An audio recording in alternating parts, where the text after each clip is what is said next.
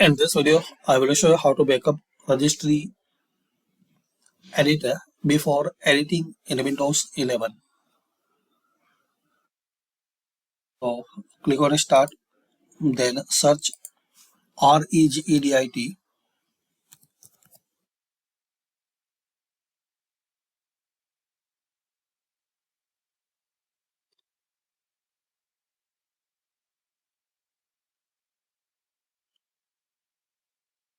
Registry editor.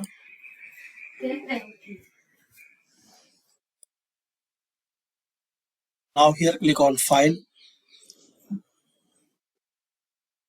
then Export.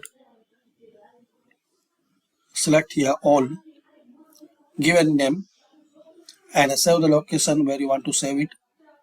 So select location like desktop or any another folder.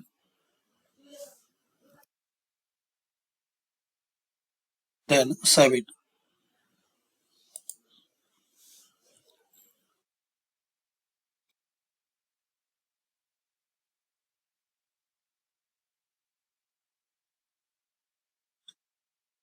Now wait for a few seconds till this process will be complete.